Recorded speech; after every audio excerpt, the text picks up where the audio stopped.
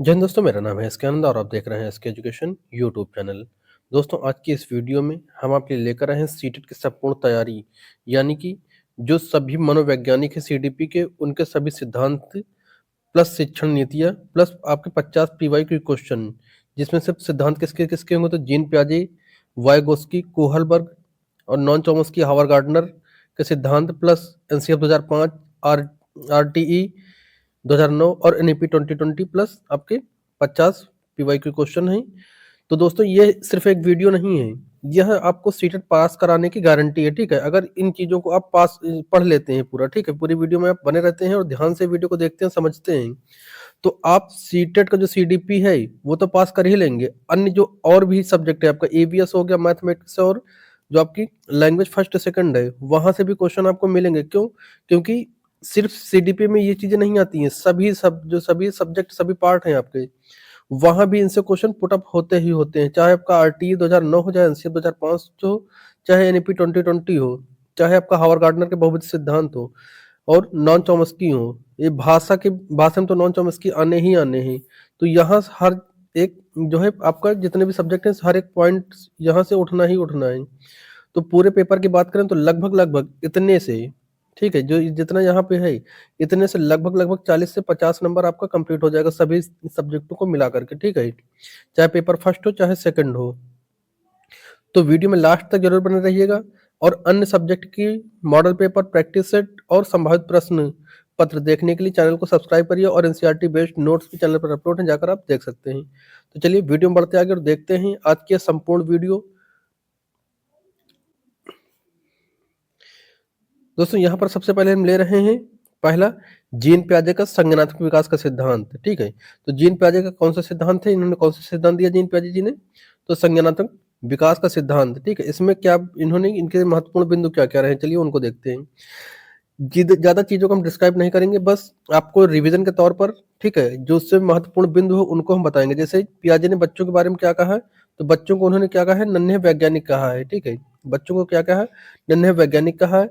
और इन बच्चों को और क्या कहा, तो यह दुनिया की समझ का निर्माण स्वयं करते हैं, यानी कि खुद करके, खोजबीन के द्वारा अपने ज्ञान का निर्माण बच्चे स्वयं करते हैं। किसका जो है कथन है, तो ये जीन प्याजे का है। किसका है? जीन प्याजे का है। ठीक है, चलिए इनके जो की कॉन्सेप्ट्स हैं, यानी कि मुख्य संप्रत्यय, इसको देखते हैं।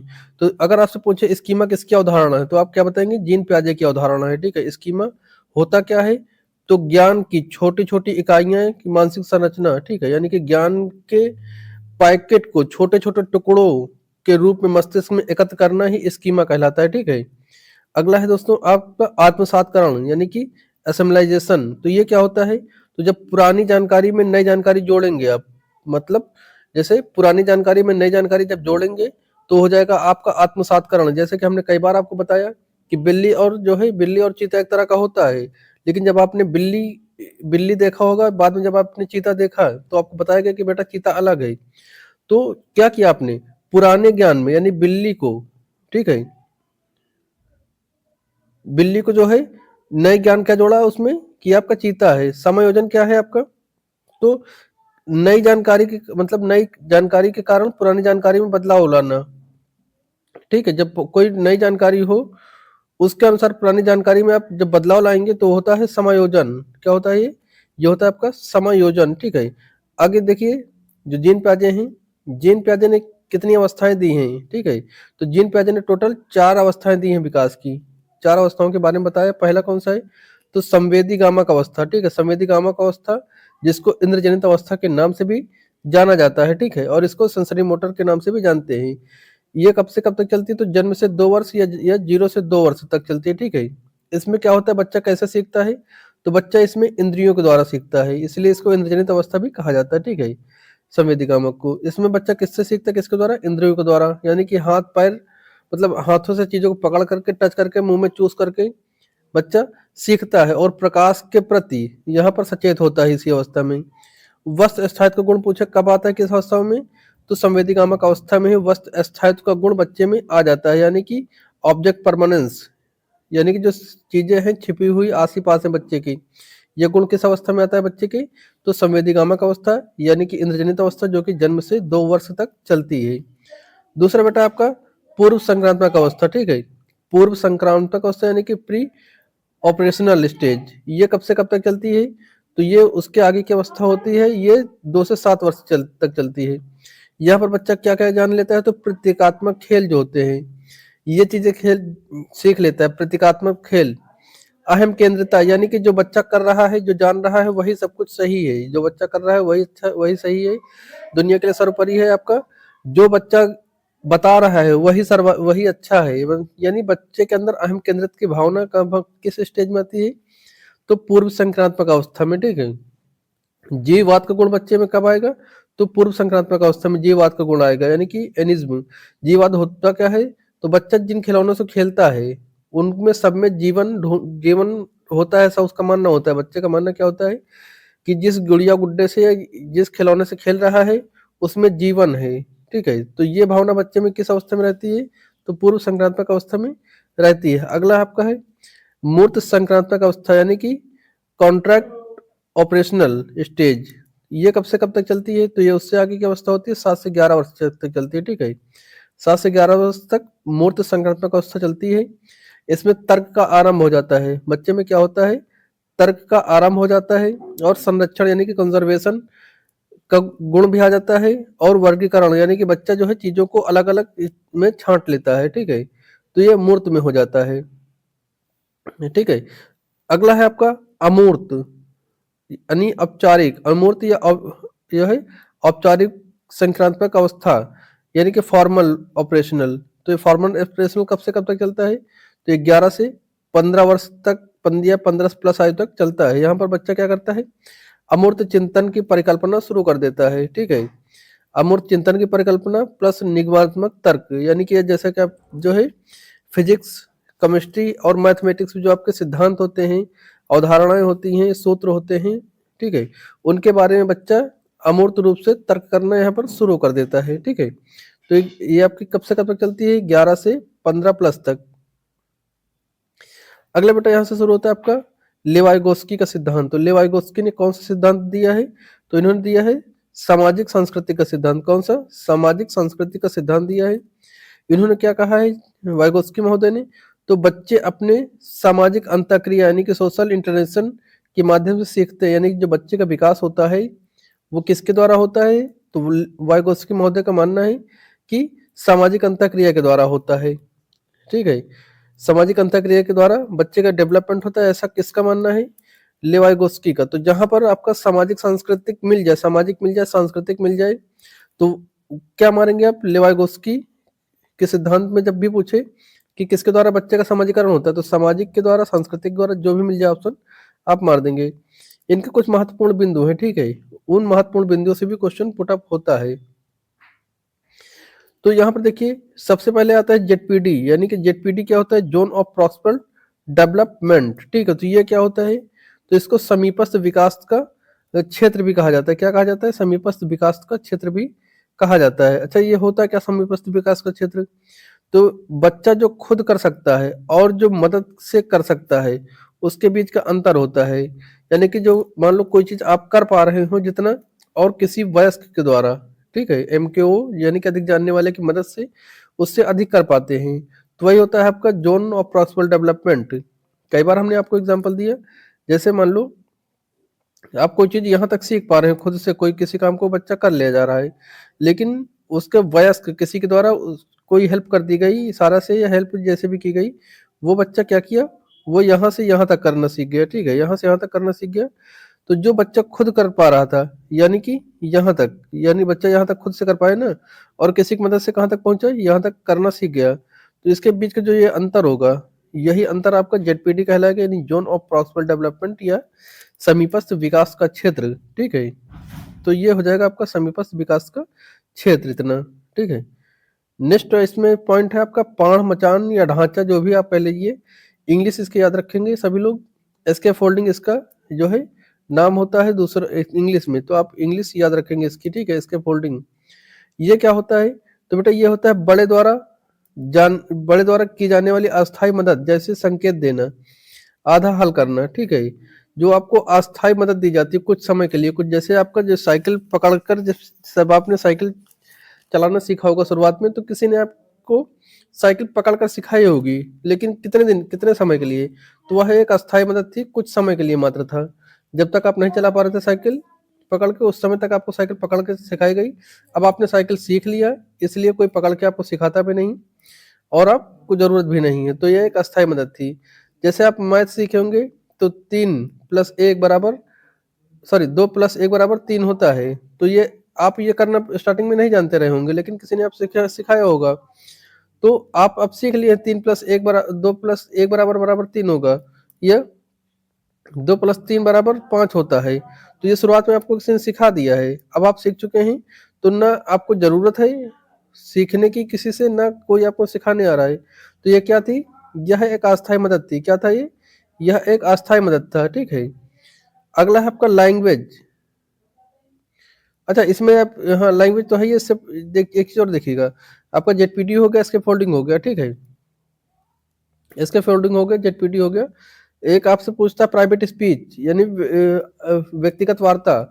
तो व्यक्तिगत वार्ता क्या होती है? तो व्यक्तिगत वार्ता बच्चा, जहां पर बच्चा, मतलब जो कोई बच्चा है जो खेलते समय या कोई काम करते समय बच्चा अगर खुद से बातचीत करता है, तो वह प्राइवेट स्पीच होती है। इसको जो है वाइगोस्की महोदय ने व्यक्तिगत वार्ता नाम दिया है। अच्छा, इससे होता क्या है? तो बच्चा अपने कार्य को दिशा निर्देश देता है, ठीक है। तो इस बात को भी ध्यान रखेंगे, प्राइवेट स्पीच किसकी अवधारणा है? तो वाइगोस्की महोदय की है। अगला आपका भाषा के बारे में भी इन्होंने कुछ कहा। तो भाषा क्या है? भाषा के बारे में क्या कहा? तो इन्होंने कहा है कि भाषा पहले आती है। क्या होता है? वाइगोस्की का कहना है कि भाषा पहले आती है, विचार बाद में आता है। और निजी वाक्य जो है, देखिए यहाँ पे लिखा है निजी वाक्य, प्राइवेट स्पीच अपने कार्य को दिशा निर्देश देने के लिए सहायक होती है। तो वाइगोस्की ने क्या कहा? पहले भाषा आती है, बाद में विचार आते हैं, ठीक है। और अगर जीन प्याजे का कहेगा, तो इन्होंने कहा कि पहले विचार आएगा, पहले विचार आता है, बाद में भाषा आती है। तो इनका जस्ट अपोजिट, ठीक है। अगर वाइगोस्की आए तो पहले भाषा फिर विचार, जीन प्याजे आई तो पहले विचार फिर भाषा, ठीक है। तो इस बात को ध्यान रखेंगे हम। अब यहाँ शुरू होता है बेटा लॉरेंस कोहलबर्ग। लॉरेंस कोहलबर्ग ने कौन सा सिद्धांत दिया है? तो लॉरेंस कोहलबर्ग महोदय ने आपका नैतिक विकास का सिद्धांत दिया। कौन सा सिद्धांत? नैतिक विकास का सिद्धांत। इसमें जो है हाइजन जो हाई सॉरी हाइनेज है, हाइनेज की दुविधा की स्टोरी आप सभी ने सुनी होगी। हाइजन की जो दुविधा की स्टोरी है, जिसमें उसकी वाइफ बीमार होती है, किसी हॉस्पिटल में एडमिट होती है, ऐसी दवाई डॉक्टर बताता है जो कि सिर्फ और सिर्फ एक मेडिकल स्टोर पर होती है, और उसकी कीमत इतनी ज़्यादा हाई होती है कि जो हिंज है, हिंज वो खरीद नहीं पाता है। खरीदने के पास उसके पास इतने पैसे नहीं होते कि खरीद पाए। तो उसके दिमाग में एक आइडिया आता है कि क्यों ना इस दवा को चोरी कर लिया जाए। तो दवा चोरी करना चाहिए या नहीं करना चाहिए, इसको लेकर दुविधा होती है, ठीक है। तो वहीं से आपका ये सिद्धांत बना हुआ है। अगर चोरी करता है, पकड़ा जाता है, तो उसको जेल हो जाएगी, ठीक है। तो सामाजिक दंड की भावना होगी। अगर नहीं चोरी, मतलब चोरी कर लेता है, तो उसकी वाइफ बच जाएगी, ठीक है। तो चोरी करना चाहिए या नहीं करना चाहिए, इस पर पूरा आपका नैतिक विकास का सिद्धांत है।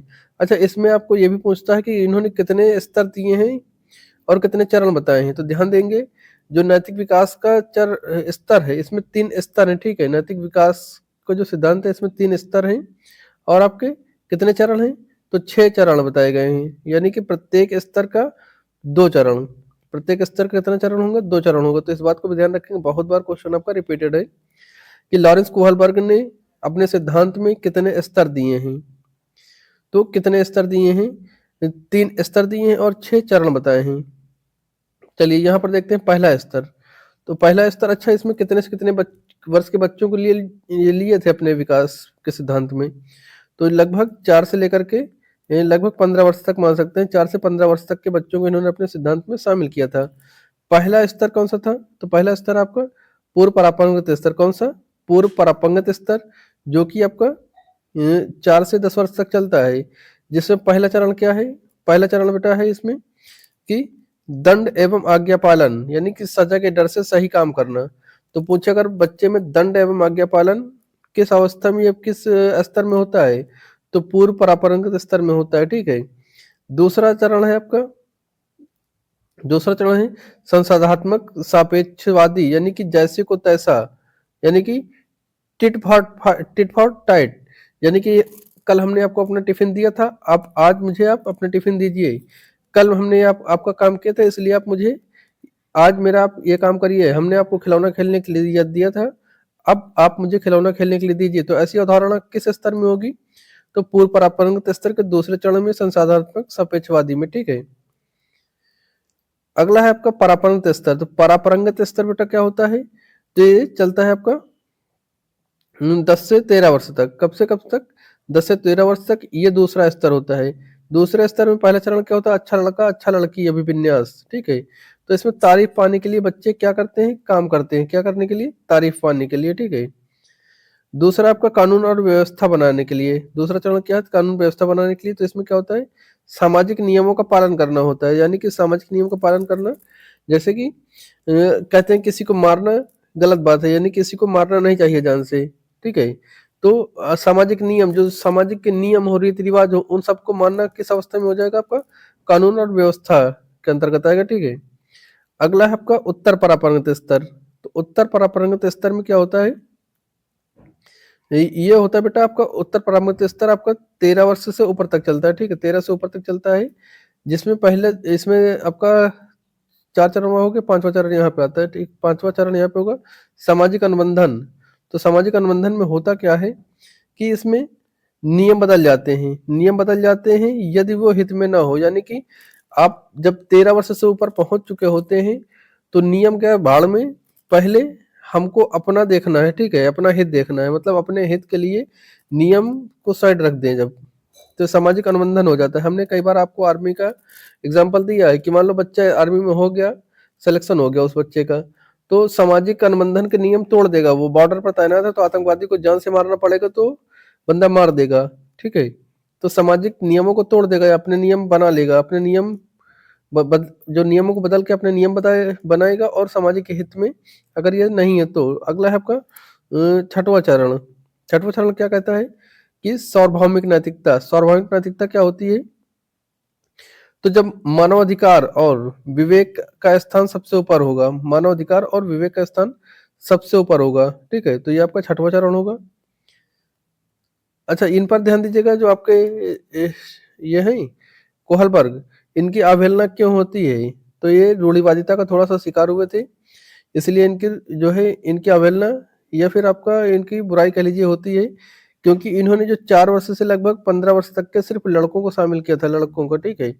लड़कों को शामिल किया था इन्होंने, लड़कियों को शामिल नहीं किया था, यानी कि गर्ल्स को इन्होंने शामिल नहीं किया, इसलिए इनकी अवहेलना या उपेक्षा होती है। इस बात को भी ध्यान रखेंगे, क्वेश्चन कई बार पूछा गया है। अगला क्वेश्चन है नॉन चॉम्स्की। तो नॉम चॉम्स्की जो है, नॉम चॉम्स्की महोदय, इन्होंने कौन सा जो सिद्धांत दिया है? तो इन्होंने दिया है बेटा भाषा विकास का सिद्धांत। कौन सा? भाषा विकास का सिद्धांत इन्होंने दे रखा है। कौन सा? नॉन चॉम्स्की का कौन सा सिद्धांत है? भाषा विकास का सिद्धांत। तो सिद्धांत इन्होंने कहा है अपने सिद्धांत में कि भाषा अर्जन जन्मजात होती है, यानी बच्चे में भाषा की सीखने की क्षमता कब से होती है? तो यह जन्मजात होती है। कब से होती है? जन्मजात होती है। इन्होंने एक जो है डिवाइस बताई है, एलईडी डिवाइस, यानी कि लैंग्वेज एक्विजिशन डिवाइस। ठीक है। यानी बच्चे के दिमाग में क्या होता है? एक व्यवहारिक बॉक्स होता है जो भाषा सीखने में मदद करता है, और यह जन्मजात होते हैं। एलईडी जो डिवाइस होती है, जो भाषा सीखने के लिए एक बॉक्स होता है, और यह भाषा सीखने में मदद करता है, जो कि जन्मजात होता है। अगला इन्होंने बताया है आपका सार्वभौमिक व्याकरण, यानी कि यूनिवर्सल ग्रामर। तो यूनिवर्सल ग्रामर क्या होता है बेटा? तो ये सभी भाषाओं का मूल व्याकरण एक जैसा होता है, जिससे बच्चे स्वाभाविक रूप से सीखते हैं। अगर आपसे पूछे कि बच्चा किस अवस्था में भाषा सबसे ज्यादा सीखेगा, तो जन्म से, यानी 0 से 5 वर्ष तक। 0 से 5 वर्ष तक जो बच्चे की भाषा अर्जन की क्षमता होती है सर्वाधिक होती है यहाँ पर। ठीक है। जन्म से 5 वर्ष में बच्चा काफी तेजी से भाषा को सीखता है। अब देखिए, जैसे कि कोई भी बच्चा कहीं पर भी दुनिया किसी कोने में जन्म लिया हो, अब उसको जन्म के बाद जिस परिवेश में रख देंगे, जिस परिवेश में डाल देंगे, जिस परिवार में डाल देंगे, वो बच्चा उसी परिवेश की भाषा को सीखेगा। जन्म कहाँ पर लिया उससे कोई मतलब नहीं बच्चे को। ठीक है। जन्म चाहे आपको एक देश से दूसरे देश ले जाए, चाहे आप जगह को बदल, जैसे साउथ इंडिया में आपको तमिल कन्नड़ चलती है, लैंग्वेज चलती है, मलयालम चलती है, वहां का जन्म हुआ बच्चा आप उत्तर भारत में ले आए, तो वह शुद्ध हिंदी सीख लेगा, या शुद्ध आप पूर्वांचल ले जाएंगे तो उधर की भाषा सीख लेगा वो। ठीक है। अगर आप इधर का बच्चा वहां लेके जाकर छोड़ देंगे कन्नड़ क्षेत्र में, तो बच्चा वहां की भाषा सीख लेगा। ठीक है, तो यानी कि जन्म से, यानी 0 से 5 वर्ष तक बच्चे की जो भाषा सीखने की, भाषा अर्जन की क्षमता होती है सर्वाधिक होती है, बहुत तेजी से बच्चा भाषा सीखता है। आगे बेटा यहाँ पे आपका हावर्ड गार्डनर का सिद्धांत। हावर्ड गार्डनर का कौन सा सिद्धांत है? तो हावर्ड गार्डनर ने बहुबुद्धि सिद्धांत दिया है। तो इन्होंने एक दो नहीं बल्कि कितने प्रकार की भाषाएं बुद्धियां बताई हैं? 8 प्रकार की। एनसीईआरटी में आपका 8 प्रकार की जो है बुद्धियां इन्होंने बताई हैं। हावर्ड गार्डनर ने कितनी बुद्धि बताई है? 8 प्रकार की। ठीक है, चलिए देखते हैं कौन सी बुद्धि किसमें होती है। तो आपका पहला है कौन सा? पहला आपका भाषाई बुद्धि। तो जो आपका भाषाई बुद्धि है ये किसमें होती है? तो अब अगर आपसे पूछे कि कवि में, लेखक में, वकील में कौन सी बुद्धि होगी, तो भाषाई बुद्धि होगी। अच्छा, एक यहाँ छूटा हुआ है, जो आपके राजनेता होते हैं, राजनेता, ठीक है, ये भी, इनमें भी भाषाई बुद्धि होती है। जो स्पीच, देखिए नरेंद्र मोदी साहब हैं, यह एक राजनेता है, इनमें कौन सी बुद्धि है? जो भाषण देते हैं तो उसमें उन्होंने, उसमें कौन सी बुद्धि है? तो उन्होंने जो है भाषाई बुद्धि है। कोई भी राजनेता उसमें जो लेक्चर देते हैं, मान लो जो भाषण देते हैं, उसमें कौन सी बुद्धि होगी? तो भाषाई बुद्धि होगी। अगला आपका है तार्किक बुद्धि। तार्किक बुद्धि किसमें हो जाएगी? यानी कि लॉजिकल, मैथमेटिकल। तो जो वैज्ञानिक होते हैं, वैज्ञानिक या गणितज्ञ जो होते हैं, इनमें हो जाएगा आपकी तार्किक बुद्धि। इंजीनियरों में भी पूछेगा आपके कैसी बुद्धि होती है, तो तार्किक बुद्धि होती है। इंजीनियर में कैसी बुद्धि होती है? तार्किक बुद्धि होती है। तीसरी आपकी स्थानिक बुद्धि। तो स्थानिक बुद्धि किस किस में पाई जाएगी? तो स्थानिक बुद्धि बेटा जो आपके पायलट होंगे, चित्रकार या मूर्तिकार जितने भी होंगे, इन सब में स्थानिक बुद्धि होगी। जो एक जगह से काम करेंगे। ठीक है, आप ऐसे याद रख सकते हैं कि स्थानिक बुद्धि क्यों होगी, क्योंकि ये जो है एक जगह से दूसरी जगह नहीं जाते हैं, एक जगह स्थिर होकर बाद काम करते हैं, इसलिए इसमें स्थानिक बुद्धि होगी। इस तरह से भी आप याद रख सकते हैं, ये याद करने की ट्रिक है सिर्फ। ठीक है, तो चित्रकार जैसे एक जगह पर रहकर काम करता है, मूर्तिकार एक जगह काम करता है, पायलट भी एक जगह बैठ कर जो है फ्लाइट को उड़ाता है, इसलिए इसमें कौन सी बुद्धि होगी? स्थानिक बुद्धि होगी। अगला है आपका शारीरिक गतिक बुद्धि, यानी कि वॉलेटरी काइनेटिक्स। तो ये किस में हो जाएगी? ये जो आपके खिलाड़ी होते हैं, डांसर होते हैं, सर्जन होते हैं, ठीक है, तो ये क्या करते हैं? हाथ पैर शरीर से काम करते हैं ना, तो इसमें क्या हो जाएगा बेटा? शारीरिक बुद्धि हो जाएगी। खिलाड़ी जो है पूरे शरीर का जो है, ये शरीर सारा पूरा उनका शरीर काम करता है। डांसर का पूरा शरीर काम करता है। सर्जन जो होता है, जो ऑपरेशन करते हैं, वो हाथ पैर के माध्यम से करते हैं ना, दिमाग के हाथ पैर से। तो इन सब में क्या हो जाएगा? शारीरिक गतिक बुद्धि हो जाएगी। अगली आपके संगीतात्मक बुद्धि। तो संगीतात्मक बुद्धि किसमें हो जाएगी आपका? तो आपके जो संगीतकार या गायक होंगे, सिंगर या म्यूजिशियन, इनमें हो जाएगी बेटा आपका संगीतमक बुद्धि। अगला आपका अंतर्वैयक्तिक, यानी दूसरों को समझने वाले, जैसे नेता और शिक्षक होते हैं। नेता और शिक्षक में कैसी बुद्धि होती है? अंतर्वैयक्तिक होती है। इंटरपर्सनल, कई बार आपसे पूछा गया क्वेश्चन, रिपीटेड क्वेश्चन है कि दूसरे की मनोभाव दशाओं को समझने वाले व्यक्ति को क्या कहा जाएगा? तो ये अंतर्वैयक्तिक बुद्धि कहेंगे। ठीक है, अगर खुद को समझने के लिए कहे, तो यहाँ पे देखेंगे अंतरा वैयक्तिक होता है। कौन सा? अंतरा वैयक्तिक, यानी कि इंटरपर्सनल।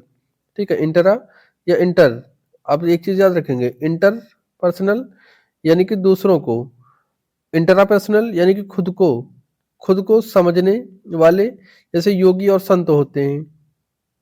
ठीक है, अगला है आपका प्राकृतिक बुद्धि। तो प्राकृतिक बुद्धि क्या होती है? यानी नेचर वाली। तो किसानों में हो जाएगी, वनस्पति और विज्ञान वालों में हो जाएगा। ठीक है,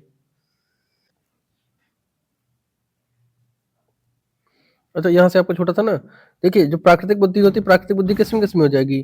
तो ये किसान में, वनस्पति विज्ञान में आपकी प्राकृतिक बुद्धि पाई जाती है। ठीक है, अब यहाँ शुरू होते हैं आपका नेशनल फ्रेमवर्क, यानी कि जो संवैधानिक चीजें बनी हुई हैं पढ़ाई को लेकर के, उनमें, ठीक है, वो शुरू होते हैं यहाँ से। तो आपका देखिए, जो आपका यहाँ शुरू हो जाएगा एनसीएफ 2005, यानी कि राष्ट्रीय पाठचर्या की रूपरेखा 2005 आपका शुरू होता है यहाँ से।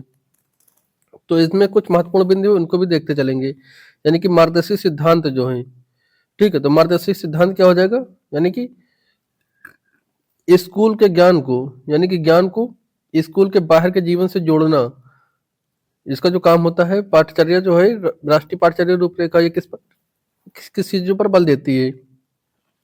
तो जो ज्ञान होगा, ज्ञान जो पुस्तक का ज्ञान हो गया, पढ़ाई में जो चीज पढ़ा रहे हैं आप, उसको स्कूल के बाहर के जीवन से जोड़ना, इसका प्रमुख काम होगा। ठीक है, यह इस पर बल देती है। अच्छा, ये जो रटन प्रणाली को भी रटन प्रणाली से मुक्त कराती है, ठीक है, यानी कि रोट लर्निंग जो होता है इसका विरोध करती है, इससे मुक्त करती है, ठीक है, जो आपका एनसीएफ 2005 है। यानी कि बच्चे के क्रिएटिविटी के द्वारा सीखना होगा, बच्चा जो है खुद के द्वारा क्रिएटिविटी के द्वारा खुद शामिल होकर के अपने अनुभव के द्वारा सीखेगा, ठीक है। अगला है आपका तीसरा पॉइंट कि राष्ट्रीय पाठचर्या पाठ्य पुस्तक केंद्रित न हो, यानी कि जो पाठचर्या है ये पुस्तक केंद्रित न होकर के किस केंद्रित होनी चाहिए, किसके केंद्रित, तो बाल केंद्रित, ठीक है।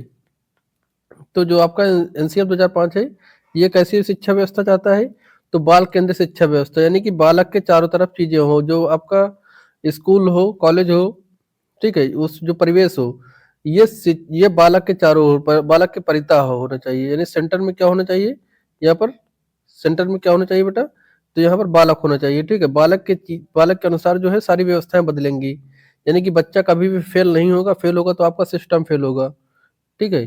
तो सिस्टम फेल होता है, बच्चा कभी फेल नहीं होता है, एनसीएफ 2005 कहता है। अगला है आपका परीक्षा को कैसा बनाना चाहिए, तो परीक्षा को लचीला और कक्षा गतिविधि से जोड़ना चाहिए, ठीक है। लचीला का मतलब क्या हो जाएगा, मतलब एकदम टफ नहीं बनाना, ऐसी लैंग्वेज में बनाना है पेपर को, परीक्षा को ऐसी लैंग्वेज लेना है जो बच्चे के समझ में आए, क्वेश्चन समझ में आए, ठीक है।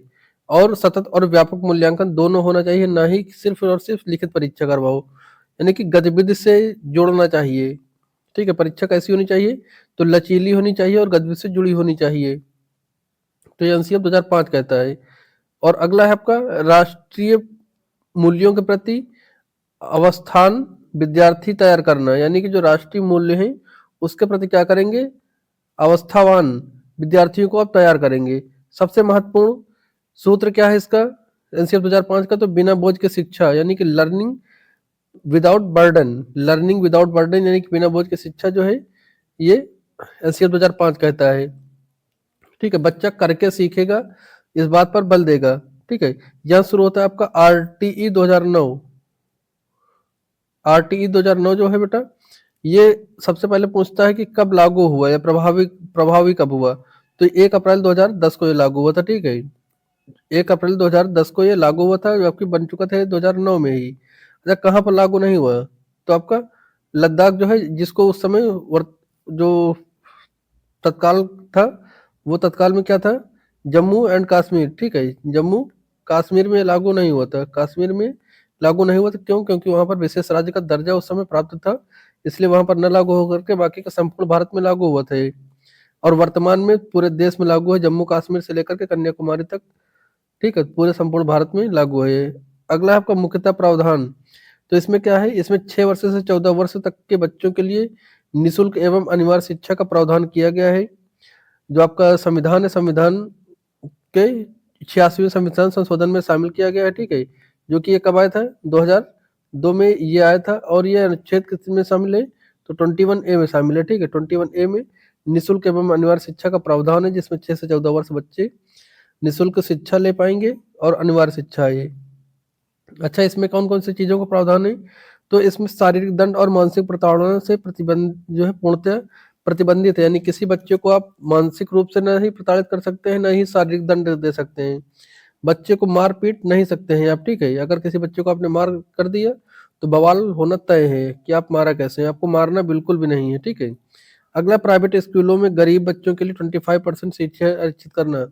आपके आसपास जितने भी स्कूल हैं, कोई भी स्कूल होगा, national, international, CBSE board, ICSE board या फिर यूपी बोर्ड, कोई भी प्राइवेट स्कूल होगा, वहां पर 25% सीटें जो हैं ये रिजर्व रहेंगी, जो है गरीब बच्चों के लिए, यानी कि बिना फीस दिए वो निःशुल्क रूप से पढ़ सकते हैं। ऐसा प्रावधान सभी स्कूलों के लिए बने हुए हैं, वो स्कूल कैसा भी हो, कोई भी स्कूल हो, कितना महंगा स्कूल ही क्यों ना हो। अगला आपका शिक्षक के लिए ट्यूशन पढ़ाना प्रतिबंधित, ठीक है। जो शिक्षक है, कोई भी क्लास का शिक्षक होगा वो ट्यूशन नहीं पढ़ा सकता है, ये इसका प्रतिबंध है। आपका ये भी पूछता है कि एसएमसी क्या है, तो एसएमसी क्या है, स्कूल मैनेजमेंट कमीशन है, इसमें 75% सदस्य अभिभावक होते हैं, ठीक है। यानी कि बच्चे के माता पिता 75% लोग होंगे जो एसएमसी के एसएमसी के सदस्य होंगे, ठीक है।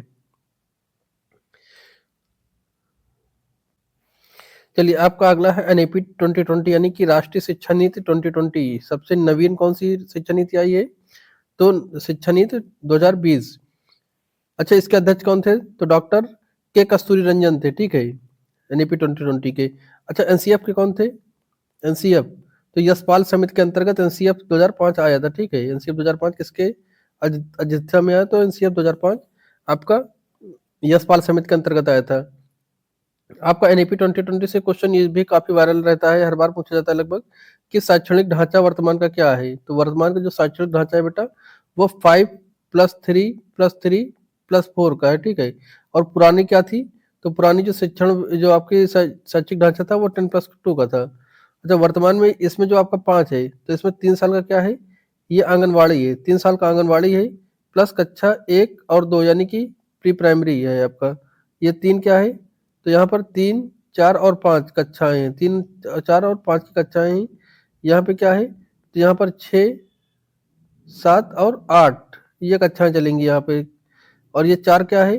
तो ये आपका 9, 10, 11 और 12, ठीक है। तो ये चीजें हैं आपका, इन पर ध्यान रखना है कि वर्तमान में क्या है और किसमें कितना है।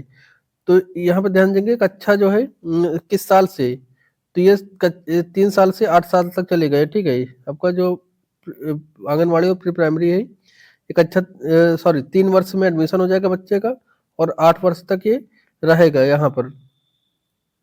अगला आपका फाउंडेशन स्टेज कब से कब तक चलेगी? तो फाउंडेशन स्टेज जो है टोटल कितने साल की होती है? 5 साल की होती है, जिसमें 3 साल आंगनवाड़ी और प्लस कक्षा 1 या 2 यानी कि प्री प्राइमरी चलेगा, ठीक है। फाउंडेशनल स्टेज में इसको फाउंडेशनल स्टेज कहा जाता है, ठीक है। अगला है आपका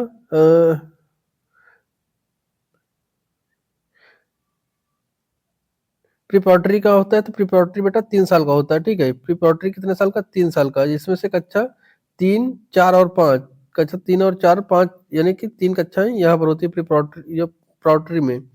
मिडिल जो है इसमें 3 कक्षाएं होती हैं, कौन कौन सी? तो 6 से लेकर के 8 तक में, ठीक है। ये कोडिंग और वोकेशनल शिक्षण शुरू होता है यहाँ से। कोडिंग और वोकेशनल शिक्षण यहाँ से शुरू हो जाता है आपका मिडिल से, ठीक है। तो ये 3 साल का होता है। सेकेंडरी क्या होता है बेटा? तो सेकेंडरी जो होता है ये चौथा होता है, ये 4 साल का होता है, ठीक है। जिसमें कक्षा 9 से लेकर के 12 तक का शिक्षण इसमें दिया जाता है सेकेंडरी में। मिडिल के बाद कौन सा आएगा? तो सेकेंडरी आएगा। कक्षा 9 से 12 तक का शिक्षण यहाँ दिया जाएगा। अच्छा, इसका लक्ष्य क्या है? तो 2025 तक FNL यानी कि फाउंडेशनल लिबरेसी एंड न्यूमेरेसी प्राप्त करना है, ठीक है, 2025 तक। आकलन क्या है? तो आकलन इसमें बेटा हो जाएगा 360 डिग्री रिपोर्ट कार्ड बनेगा। आकलन कैसा होना चाहिए? 360 डिग्री, यानी कि बच्चे का सभी चीजों को इसमें जो है आकलन किया जाएगा, सभी चीजों से, अर्थात क्या हो जाएगा आपका शैक्षिक गैर शैक्षिक दोनों चीजों का इसमें आकलन किया जाएगा। मतलब 360 डिग्री सभी चीजों के बारे में होगा, चाहे खेल से संबंधित या शिक्षण से संबंधित हो, ठीक है। आगे आपका कक्षा 5 तक कैसी भाषा होनी चाहिए? कक्षा 5 तक जो है एनईपी 2020 किस भाषा के बारे में बल देता है? तो इसमें मातृभाषा या क्षेत्रीय भाषा के रूप में शिक्षा अनिवार्य होनी चाहिए। यानी कि कक्षा 5 तक जो आपकी मातृभाषा होगी बच्चे की, ठीक है, और क्षेत्रीय भाषा होगी, वो अनिवार्य रूप से होगी। हो सके तो कक्षा 6 से 8 तक हो सके तो मातृभाषा वहां भी लागू करना चाहिए, लेकिन कक्षा 5 तक ये अनिवार्य होगी, ठीक है। इसका प्रावधान है बाकायदा। तो देखिए सभी लोग, यहाँ पर जो आपके सिद्धांत है वो पूरे हो चुके हैं, चाहे आपका जीन पियाजे का सिद्धांत हो, चाहे आपका वाइगोत्स्की का, नॉन चॉम्स्की का, कोहलबर्ग, हावर गार्डनर, एनसीएफ 2005, आरटीई 2009 और एनएपी 2020 आज सब आपका कंप्लीट हो गया है। अब हम आपके साथ जो है चर्चा करने वाले हैं 50 पीवाईक्यू महत्वपूर्ण प्रश्नों के बारे में, यानी कि इन सभी बिंदुओं से संबंधित जो आपके 50 महत्वपूर्ण पीवाईक्यू क्वेश्चन हैं उनके बारे में हम डिस्कस करेंगे, और उसके व्याख्यान सहित हम आपके उत्तर बताएंगे। तो आपकी जो है तैयारी कंप्लीट हो जाएगी, और यही क्वेश्चन जो है आपको आपके फाइनल एग्जाम में देखने को मिलेंगे। काफी हद तक जो क्वेश्चन है वो आपको एग्जाम में मिल जाएंगे आपको। तो चलिए सबसे पहले देखते हैं हम सीडीपी के प्रश्न, ठीक है। तो सीडीपी में जो आपका खंड आ में हम जो आपको मनोवैज्ञानिक हैं उनके सिद्धांतों से प्रश्न हम लेंगे, ठीक है, जिसमें से आपका पियाजे, वाइगोस्की, कोहलबर्ग और नॉन चॉम्स्की, हावर गार्डनर के सिद्धांत से क्वेश्चन होंगे। पहला क्वेश्चन यहाँ पर जीन पियाजे के अनुसार विकास किस अवस्था में बच्चे में अमूर्त तर्क और परिकल्पना का चिंतन करना शुरू कर देते हैं? तो किस अवस्था में बच्चा जो है अमूर्त चीजों पर परिकल्पना करना स्टार्ट कर देता है, ठीक है। तो ऑप्शन ए यहाँ पर है आपका समवेदी कामक अवस्था, ऑप्शन बी है आपका पूर्व संक्रांतक अवस्था, ऑप्शन सी है मूर्त संक्रांतक अवस्था, ऑप्शन डी है आपका औपचारिक संक्रांतक अवस्था। तो देखिए यहाँ पर बात आई है अमूर्त चिंतन और आपका परिकल्पनात्मक चिंतन करना शुरू बच्चा कब करता है, तो सही जवाब बेटा जाएगा आपका यहाँ से औपचारिक संक्रांतक अवस्था, जो कि आपका ये 11 से 13 प्लस आयु तक जाता है, 13 प्लस आयु तक ये जाता है। संवेदी कामक अवस्था है, यहाँ पर बच्चा इंद्रियों के द्वारा चीजों को सीखता है, वस्तु स्थायित्व का गुण इसमें आता है। ठीक है, ये आपका 2 से 7 वर्ष चलता है और ये 7 से 11 वर्ष चलता है। 11 से जो है 11 से 13 वर्ष प्लस तक चलता है। अगला है आपका लेवाइगोस्की के समाज संरचना सिद्धांत में दृढ़ विश्वास रखने वाले शिक्षक के नाते आप अपने छात्रों के आकलन के लिए किस विधि को वरीयता देंगे, तो लेवाइगोस्की के सिद्धांत के अनुसार है। ठीक है, तो भाई बात लेवाइगोस्की के सिद्धांत के अनुसार है, तो क्या कह रहा है मानकीकृत परीक्षा या फिर तथ्यों पर आधारित संप्रत्यय यानी कि रिकॉल प्रश्न या फिर सहयोगी प्रोजेक्ट यानी कि कोलैबोरेशन प्रोजेक्ट या फिर वस्तुनिष्ठ बहुविकल्पी प्रश्नों पर। तो ध्यान देंगे यहाँ पर इन्होंने किसके बारे में बात की है, सामाजिक के बारे में बात की ना, सामाजिक सांस्कृतिक सिद्धांत के बारे में यानी कि सहयोग के बारे में। तो ऑप्शन सी यहाँ पर आप जाएगा सहयोगी प्रोजेक्ट विधि। यहाँ पर इन्होंने जेडपीडी भी बताया है, इसके फोल्डिंग बताया है, यानी कि सहयोग के बारे में इन्होंने अपने जो सिद्धांत में बात की है, तो सहयोगी प्रोजेक्ट विधि हो जाएगा। ठीक है, ऑप्शन सी यहाँ पर आपका हो जाएगा। उम्मीद कर रहे हैं जो चीजें हम आपको बता रहे हैं वो चीजें आपको समझ में भी आ रही होंगी।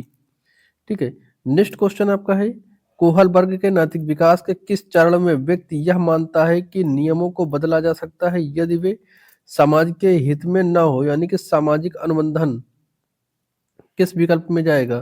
कह रहा है अच्छा लड़के अभिविन्यास, ऑप्शन ए। बी कह रहा है कि कानून और व्यवस्था अभिविन्यास, ऑप्शन सी कह रहा है सामाजिक अनुबंधन और व्यक्तिगत अधिकार, या फिर ऑप्शन डी कह रहा है दंड एवं आज्ञा पालन अभिविन्यास। ठीक है, तो ये 4 ऑप्शन आपके सामने, इसमें सही जवाब बेटा क्या जाएगा, सही जवाब जाएगा आपका ऑप्शन बी। ठीक है, सॉरी ऑप्शन सी जाएगा, अनुबंधन है ना, सामाजिक अनुबंधन। सामाजिक अनुबंधन पूछा था, सामाजिक अनुबंधन और अभिव्यक्ति सिद्धांत, ऑप्शन सी आपका करेक्ट जवाब हो जाएगा, ऑप्शन सी। नेक्स्ट क्वेश्चन है क्वेश्चन नंबर 4। क्वेश्चन नंबर 4 कह रहा है कि हावर्ड गार्डनर के बहुविध सिद्धांत के अनुसार वह व्यक्ति जिसमें स्वयं को समझने की भावना और अभिप्रेरणाओं को जानने की क्षमता होती है, इनमें से कौन सी बुद्धि अधिक है। ठीक है, तो जो अपने आप को जानेगा वो क्या हो जाएगा। देखिए यहाँ पर एलिमिनेशन मेथड का प्रयोग करते हुए ये 2 विकल्प एकदम गलत हो रहे हैं। ठीक है, तो इनको छोड़िए। अब आप ए और बी में बताइए, अंतर्वैयक्तिक होगा या फिर अंतरावैयक्तिक हो जाएगा। तो देखिए यहाँ पर क्या बात की है, इसने स्वयं को समझने की बात की ना, तो जब आप स्वयं को समझेंगे तो क्या हो जाएगा, स्वयं को जो बेटा स्वयं को समझ लेंगे तो आपका अंतरावैयक्तिक होगा। ठीक है, क्या हो जाएगा, अंतरावैयक्तिक। इसमें जो आपका इसको इंग्लिश आप हमेशा याद रखिए, इंटरा इंट्रा यानी कि स्वयं, और इंटर यानी दूसरों को। आपका देखिए थोड़ा सा स्पेलिंग है यहाँ पर, इंटर मतलब दूसरों को और इंटरा मतलब स्वयं को। ठीक है, तो याद रखेंगे इंटरा मतलब स्वयं को और इंटर मतलब दूसरे को। ऑप्शन बी यहाँ पे सही जवाब हो जाएगा। अगला क्वेश्चन है भाषा अर्जन यानी कि लैंग्वेज एक्विजिशन डिवाइस एलईडी की अवधारणा किसने दी है। तो काफी आसान सवाल है, थ्योरी में आपने पढ़ रखा है, पियाजे, स्किनर, चॉम्स्की या वाइगोस्की, किसने एलईडी की अवधारणा दी है। तो आपका सी जाएगा ऑप्शन नॉन चॉम्स्की महोदय ने एलईडी की अवधारणा दी है। इन्होंने बताया कि बच्चे में एलईडी नामक यंत्र जन्मजात पाया जाता है जो कि भाषा सीखने में सहायक होता है। ठीक है, अगला क्वेश्चन नंबर 6 कह रहा है कि पियाजे के अनुसार मौजूदा स्कीमा में नई जानकारी को शामिल करने की प्रक्रिया को क्या कहा जाता है। यानी कि जो मौजूदा स्कीमा हो उसमें नई जानकारी को शामिल करने की प्रक्रिया को क्या कहोगे आप, समायोजन, आत्मसातकरण, सामधारण या फिर संगठन। तो देखिए यहाँ पर कोई बदलाव इत्यादि की बात नहीं की गई है, इसमें कह रहा है कि मौजूदा स्कीमा में जानकारी को शामिल करने की प्रक्रिया को क्या कहा जाएगा। तो बेटा इसको क्या कहेंगे, आत्मसातकरण कहेंगे। ठीक है, यानी कि ऑप्शन बी आपका आत्मसातकरण, एसिमिलेशन आपका ऑप्शन सही जाएगा। नेक्स्ट क्वेश्चन है वाइगोस्की के अनुसार बच्चों में स्वयं से बातचीत करने को क्या माना जाता है, यानी कि प्राइवेट स्पीच, जो हमने आपको बताया था प्राइवेट स्पीच की अवधारणा किसने दी है, वाइगोस्की महोदय ने दी है। तो इसको क्या माना जाएगा, आपको ये बताना है। क्या यह दर्शाता है कि बच्चे अहम केंद्रित है, तो अहम केंद्रित किसका है, जीन पियाजे ने बताया बच्चे के बारे में अहम केंद्रित होने का, ना कि वाइगोस्की ने।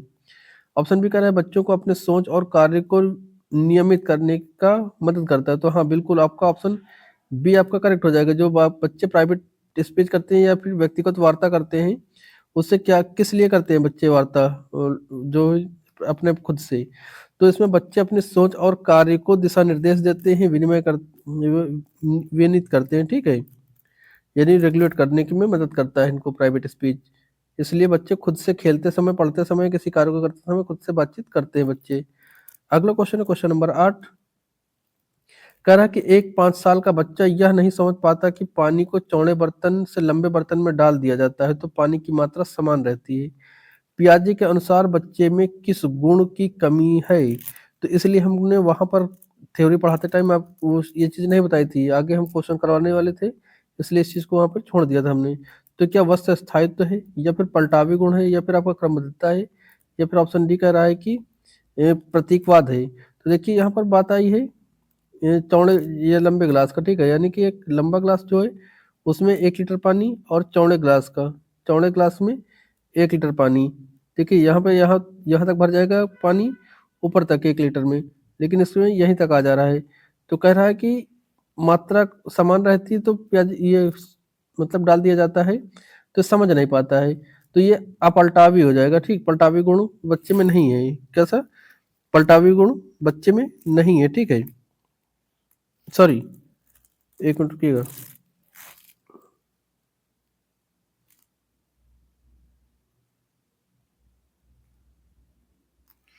हाँ, इसको पलटावी कह सकते हैं, संरक्षण गुण गुण कह सकते हैं। बच्चा बदलने जो है बच्चा जो है रूप बदलने में मात्रा को समझ नहीं पाता है, ठीक है। इसे संरक्षण का अभाव कहेंगे, संरक्षण का अभाव। या फिर इसको जो है और पलटावी गुण कह सकते हैं, या फिर रिवेलेटिव कह सकते हैं, ठीक है। तो ऑप्शन बी आपका सही है, ऑप्शन बी आपका सही हो जाएगा। नेक्स्ट क्वेश्चन है, कोहलबर्ग के सिद्धांत की एक प्रमुख आलोचना क्या है। तो हमने आपको बताया था कोहलबर्ग की आलोचना क्यों की जाती है और किसने की थी, ये भी चलिए हम आपको बताते हैं। क्या उन्होंने बच्चों पर कोई प्रयोग नहीं किया। तो ये ऑप्शन गलत है, बच्चों पर प्रयोग किया था। ऑप्शन भी कह रहा है नैतिक विकास को स्पष्ट नहीं किया, तो ऐसा नहीं है, उन्होंने स्पष्ट रूप से किया था, ठीक है। ऑप्शन सी कह रहा है कि उनके सिद्धांत में महिलाओं को नैतिकता यानी देखभाल के परिप्रेक्ष्य को कम आंका गया, ठीक है। तो ऑप्शन यहाँ पर देखिए सी सही जवाब है, ठीक है। जो आपके कैरोल गिल्गन महोदय थे, कैरोल गिल्गन महोदय ने कोहलबर्ग की आलोचना की है, ठीक है। क्यों की है, तो इसमें हमने आपको बताया था सिद्धांत में ही कि इन्होंने महिलाओं को अपने नैतिक विकास के सिद्धांत में शामिल नहीं किया है। सिर्फ और सिर्फ जो है आपका लगभग 4 वर्ष से लगभग 13 वर्ष या 15 वर्ष तक के बच्चों को इन्होंने अपने सिद्धांत में शामिल किया था, महिलाओं को नहीं। इसलिए इनकी आलोचना कैरोल गिल्गन द्वारा की गई है, ठीक है। नेक्स्ट क्वेश्चन है, हावर गार्डनर के अनुसार एक आर्किटेक्ट यानी कि वास्तुकार या चित्रकार में किस प्रकार की बुद्धि होती है। तो हमने एज इट इज आपको बताया हावर गार्डनर ने कितनी बुद्धि बताई है, तो लगभग 8 तरह की बुद्धि बताई हैं। तो इसमें क्या भाषाई बुद्धि होगी, तार्किक गणितीय बुद्धि होगी, स्थानिक बुद्धि होगी, फिर संगीतक बुद्धि होगी।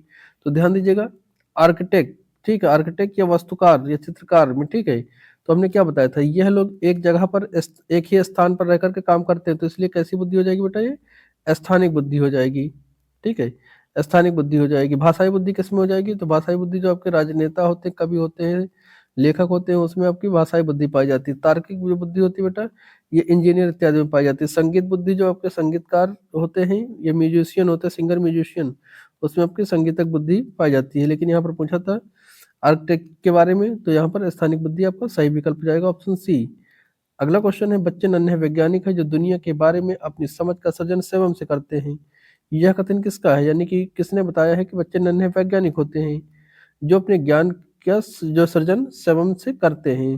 तो स्किनर, पावलोव, यूंग या फिर पियाजे। तो बेटा इसका सही जवाब क्या जाएगा, ये हो जाएंगे आपका जीन पियाजे महोदय ने कहा है, ठीक है। जीन पियाजे यानी कि ऑप्शन आपका डी सही जवाब हो जाएगा। अगला क्वेश्चन, क्वेश्चन नंबर 12 कह रहा है कि जेडपीडी यानी कि जोन ऑफ प्रॉक्सिमल डेवलपमेंट का संप्रत्यय या अवधारणा किसने दे रखी है। तो वंडूरा, पियाजे, स्किनर, वाइगोस्की। सही जवाब क्या हो जाएगा बेटा, सारे लोग कमेंट करते रहिए, ठीक है। सारे लोग option A B C D जो भी हो वो नीचे कमेंट फटाफट करते रहे। सही जवाब जाएगा आपका ऑप्शन डी, ले वाइगोस्की महोदय ने जेडपीडी के बारे में बताया। जेडपीडी होता क्या है, ठीक है। जेडपीडी क्या होता है, यानी समीपस्थ विकास का क्षेत्र जिसको कहते हैं। तो ये क्या होता है, तो हमने आपको थ्योरी में बताया कि जो बच्चा खुद के द्वारा सीख रहा हो, किसी के हेल्प के द्वारा जो चीज़ सीख लिया हो, उसके बीच का अंतर यही जो होता है, ये होता है आपका जेडपीडी यानी जोन ऑफ प्रॉक्सिमल डेवलपमेंट, समीपस्थ विकास का क्षेत्र। नेक्स्ट क्वेश्चन है, नॉन चॉम्स्की के अनुसार सार्वभौमिक व्याकरण यानी कि यूनिवर्सल ग्रामर का अर्थ है। तो यूनिवर्सल ग्रामर का क्या अर्थ है? ऑप्शन ए कह रहा है कि हाँ देखिए, सभी बच्चे स्कूल में व्याकरण सीखते हैं, या फिर सभी भाषाओं के मूल नियम समान होते हैं जो मानव मस्तिष्क को जन्मजात होते हैं, फिर व्याकरण केवल अभ्यास से सीखा जाता है, या फिर विश्व की एक ही भाषा होनी चाहिए। तो देखिए, चॉम्स्की महोदय ने सार्वजनिक व्याकरण यानी यूनिवर्सल ग्रामर के बारे में क्या बताया है कि सभी भाषाओं के मूल नियम समान होते हैं, मानव मस्तिष्क में ये जन्मजात भी होते हैं। ऑप्शन यहाँ पे तीसरा आपका सही जवाब जाएगा, सॉरी सेकंड ऑप्शन है बी। बी आपका सेकंड ऑप्शन है, बी सही जवाब हो जाएगा। ठीक है, नेक्स्ट क्वेश्चन आपका 14 नंबर कह रहा है पियाजे की मूर्त संक्रात्मक अवस्था की आयु वर्ग क्या है। तो मूर्त बारे में पूछा है, तो हमने आपको चारों अवस्थाएं बताई थी, उसमें आपको हमने एज और नाम दोनों बताई थी। क्या दो जन्म से दो, 2 से 11 या 2 से 7 या फिर 7 से 11 या फिर आपका 11 से 15। तो ध्यान देंगे यहाँ पर आपका बेटा जाएगा ऑप्शन सी। ठीक है, किसके साथ जाएंगे आप? ऑप्शन सी के साथ, यानी कि आपका 7 से 11 वर्ष होता है। ठीक है, यह मूर्त संक्रात्मक अवस्था होती है। इसके बाद आ जाता है आपका अमूर्त, जो कि 11 से 15 जाएगा। ठीक है, नेक्स्ट क्वेश्चन, एक बच्चा कहता है कि धूप आज उदास है। पियाजे के अनुसार वह किस प्रकार का चिंतन करता है? तो जीववाद, संरक्षण, केंद्रीकरण, या फिर वस्तु स्थायित्व। तो ध्यान देंगे इसमें से कौन सा विकल्प सही हो जाएगा? तो बेटा इसमें सही जवाब हो जाएगा जीववाद। ठीक है, जीववाद यानी कि एनिज्म, ऑप्शन ए आपका करेक्ट हो जाएगा। ठीक है, नेक्स्ट क्वेश्चन है, वाइगोत्स्की के अनुसार सीखने में निम्न में से कौन सा कारक सबसे महत्वपूर्ण हो जाएगा? तो कौन सा कारक महत्वपूर्ण है? आनुवंशिकता, सामाजिक अंतःक्रिया, या फिर पुरस्कार दंड, या फिर पुस्तकें। तो ध्यान देंगे यहाँ पर बेटा सही जवाब जाएगा आपका सामाजिक अंतःक्रिया। हमने बताया था कि जब भी जीन पियाजे का वाइगोत्स्की का आए तो सामाजिक सांस्कृतिक कहीं पर मिले आप सीधा टिक करिएगा, आंसर सही हो जाएगा। तो वाइगोत्स्की का सामाजिक अंतःक्रिया के द्वारा बच्चे का डेवलपमेंट होता है। नेक्स्ट क्वेश्चन नंबर 18 का हावर्ड गार्डनर ने बहुबुद्धि के कितने सुझाव दिए हैं? तो एनसीईआरटी के अनुसार मुख्य सुझाव कितने दिए हावर्ड गार्डनर ने? कितनी प्रकार की बुद्धि बताई? 3, 5, 8 या फिर 2? तो सही जवाब क्या जाएगा? सही जवाब, हमने 8 प्रकार की बुद्धियां आपको बताई। हावर्ड गार्डनर ने कितने प्रकार की बुद्धि दी है? 8 प्रकार के एनसीईआरटी में बताया गया है। ठीक है, 8 प्रकार का। नेक्स्ट है, पियाजे के अनुसार समायोजन क्या है? तो बेटा समायोजन क्या है? तो क्या यह नई जानकारी लेना और पुरानी जानकारी को वैसा ही रखना, या फिर आपका पुरानी स्कीमा या विचारों में बदलाव करना ताकि नई जानकारी फिट हो सके, या फिर सूचना को याद करना, या फिर दूसरों की नकल करना। तो देखिए समायोजन क्या होता है, समायोजन वैसे भी ध्यान रखेंगे। तो बेटा समायोजन होता क्या है? तो स्कीमा में जो बदलाव करते हैं, यानी कि नई जानकारी को जब आपको स्टोर करना हो तो पुरानी जानकारी में बदलाव कर दीजिए, तो नई जानकारी जबकि फिट हो सके। जैसे हमने आपको बताया था थ्योरी टाइम कि जब से क्या था, बिल्ली और चीता। ठीक है, बिल्ली को पहले से आप जानते हैं, चीता जब देखें तो आपको लगा ये बिल्ली है। ठीक है, तो उसमें आपके जो आपसे अदर जानने वाला था, मतलब ज़्यादा जानने वाला था, ठीक है, उसने क्या बताया कि अलग चीता अलग होता है। तो आपने क्या किया, जो आपका पुराना स्कीमा था उसमें आपने बदलाव कर दिया कि नहीं, चीता बिल्ली अलग होगी और बिल्ली के जैसा दिखने वाला एक जानवर और होगा जो चीता हो जाएगा।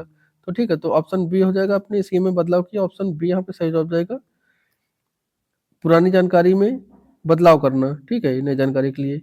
नेक्स्ट क्वेश्चन है, पाण या ढांचा है। ठीक है, या फिर इंग्लिश याद रखने के लिए हमने कहा था इसके फोल्डिंग। तो ये क्या है, किसका उदाहरण? तो क्या रटकर याद करने का? तो नहीं, रटकर याद करने का नहीं है। ऑप्शन बी कह रहा है समस्या समाधान जल्दी बता देना, नहीं ये भी नहीं है। संकेत देना, इशारे देना और आधी समस्या हल करना, ये होती है आपकी इसके फोल्डिंग। ठीक है, इसके फोल्डिंग यानी कि जो अस्थाई मदद होती है, अस्थाई यानी जो है थोड़े टाइम के लिए एक हेल्प होती है, उसे आपका स्कैफोल्डिंग कहा जाता है। ठीक है, ये अवधारणा किसकी है? तो वाइगोत्स्की महोदय की है। नेक्स्ट क्वेश्चन नंबर आपका 21 क्वेश्चन कर रहा है कि कोहलबर्ग के पूर्व परापरंगित स्तर यानी कि प्री कॉन्ट्रोवर्शनल में नैतिकता किसके द्वारा होती है, नियंत्रित होती है? तो समाज के द्वारा नियंत्रित होती है, अपनी अंतरात्मा के द्वारा, या फिर दंड और पुरस्कार के बाहरी कारणों के द्वारा, या फिर आपका बड़ों के सम्मान के द्वारा। तो बेटा इसका सही जवाब क्या जाएगा? दंड और पुरस्कार के द्वारा। दंड और पुरस्कार कहाँ पे है? यानी बाहरी कारकों के द्वारा। ऑप्शन सी यहाँ पे आपका करेक्ट जवाब जाएगा। अगला क्वेश्चन है, चौमस्की के अनुसार भाषा सीखने का सबसे महत्वपूर्ण समय कौन सा होता है? तो चौमस्की के अनुसार कौन सा हो जाएगा, हमने आपको बता रखा है। क्या किशोरावस्था, प्रारंभिक बाल्यावस्था, या फिर वयस्कता, या फिर वृद्धावस्था? तो इसमें सही जवाब क्या जाएगा आपका, हमने बताया था चौमस्की के अनुसार जो आपका प्रारंभिक बाल्यावस्था होगी, यानी कि जन्म से 5 वर्ष या 0 से 5 वर्ष में बच्चा जो है, बच्चा भाषा सीखने के लिए, बच्चे का भाषा सीखने का सबसे अच्छा समय होता है।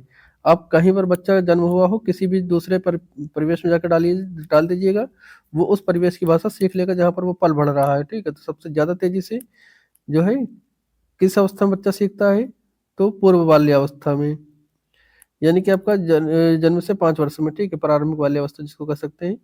नेक्स्ट क्वेश्चन है, हावर्ड गार्डनर के अनुसार एक सर्जन या खिलाड़ी में कौन सी बुद्धि होती है?